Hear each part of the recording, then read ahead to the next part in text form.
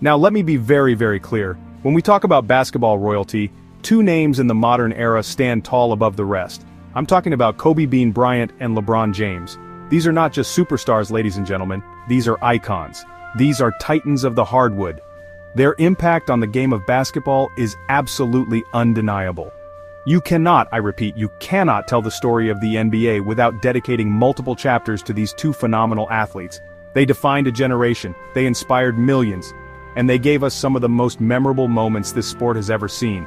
The discussion of who is better is not just a simple argument, it is a legacy-defining conversation that echoes in every barbershop and on every sports show across this great nation.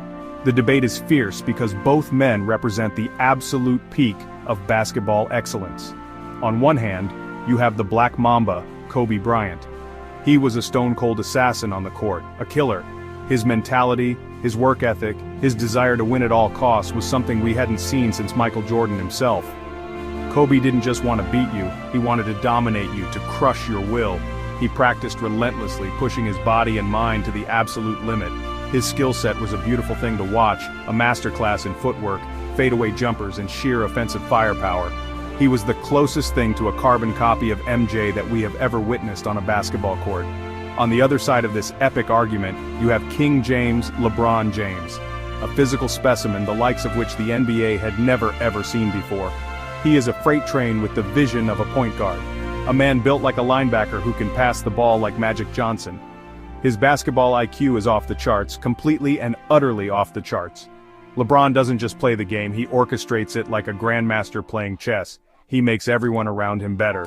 His ability to control the pace, to find the open man, to score when needed, and to defend multiple positions makes him a once-in-a-lifetime talent, a true prodigy who lived up to and exceeded all the hype. So, when you put these two legends side by side, you're not just comparing statistics. No, that's too easy. That's the lazy way out. You are comparing philosophies, you are comparing paths to greatness. You're looking at two different blueprints for building a legendary career. One was a solo artist who perfected his craft to an insane degree, a virtuoso of scoring. The other is a conductor who leads an entire orchestra to create beautiful music on the court. This is why the debate rages on. This is why it gets so heated. It's because we are looking at two different yet equally valid definitions of what it means to be the greatest. It's a beautiful thing, it really is. Let's talk about the hardware. Let's talk about what truly matters in this league, championships.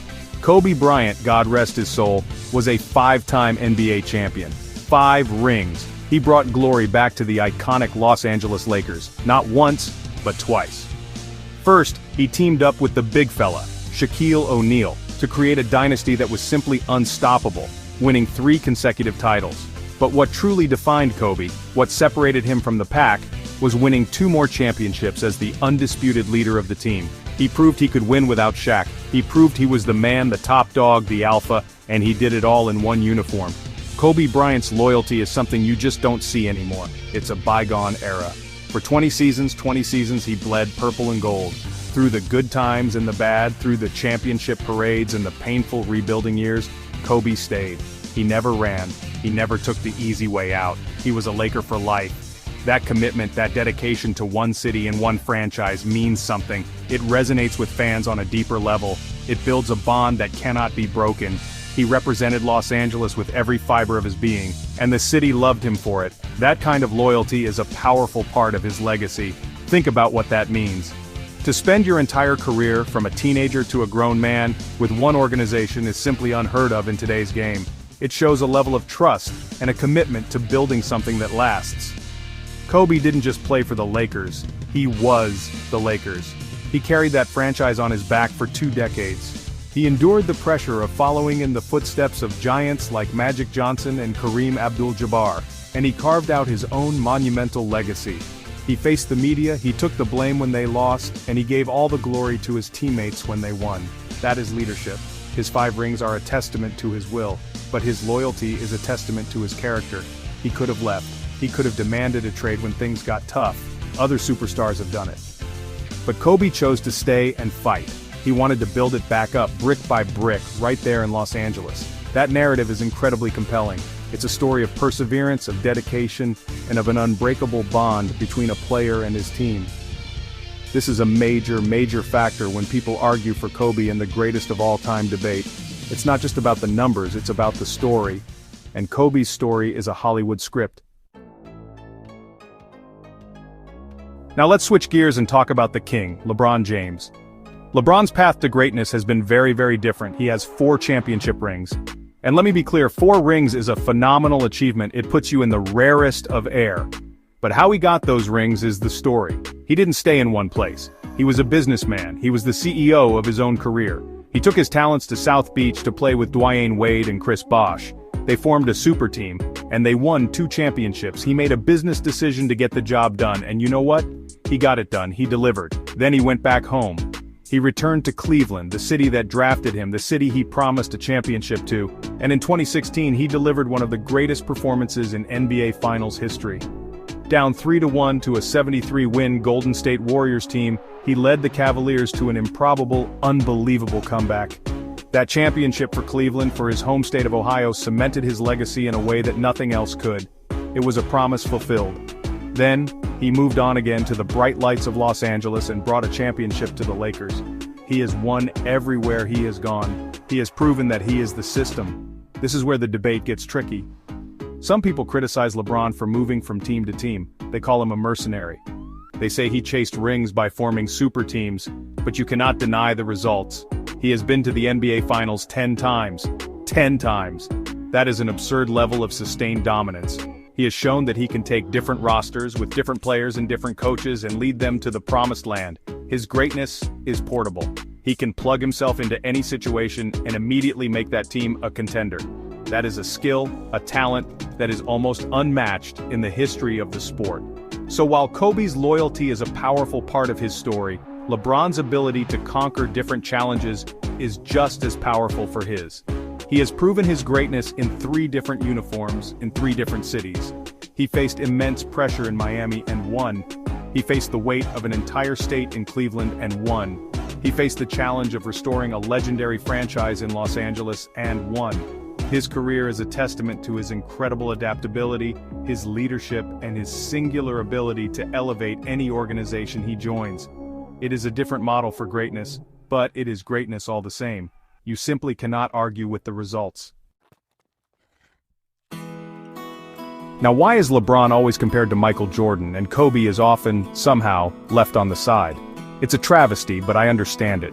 Kobe was the closest thing we've ever seen to Jordan in terms of style of play, mentality, and that killer instinct. He was a reflection, a near-perfect imitation. But LeBron, he is a different kind of player altogether. He is a 6'9" point forward, a passer first, a physical force unlike any other.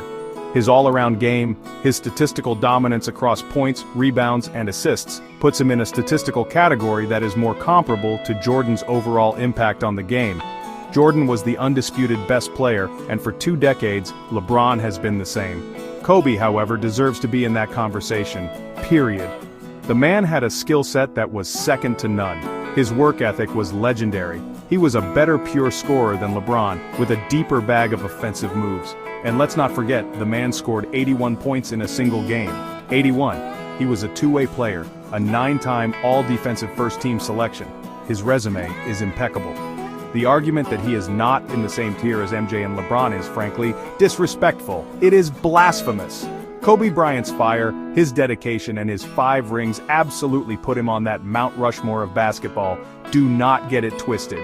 When you break it all down, you're choosing between 2 incredible legacies. Kobe, the loyal Laker, the fierce competitor, the Mamba mentality, the 5-time champion who modeled his game after the greatest and nearly perfected it. His legacy is one of dedication, skill, and an unquenchable thirst for victory. He is the ultimate warrior. LeBron, the prodigy, the king, the basketball genius, the 4-time champion and MVP who has dominated the league for 2 decades with his mind and his might. His legacy is one of sustained excellence, adaptability, and elevating everyone around him wherever he goes. So, who is my pick? Who do I think is the best? I have to look at who I would want to take the last shot with the game on the line. Who has that killer instinct that you just can't teach? For me, as great as LeBron James is, and he is an all-time great, one of the top 2 ever, I have to give the slightest of edges to Kobe Bean Bryant. The Mamba mentality is real. That desire to rip your opponent's heart out was something special. He was a killer in the clutch. He wanted the ball when the pressure was at its highest. While LeBron is the better all-around player, Kobe was the better scorer and, in my opinion, the ultimate competitor. That's just my take.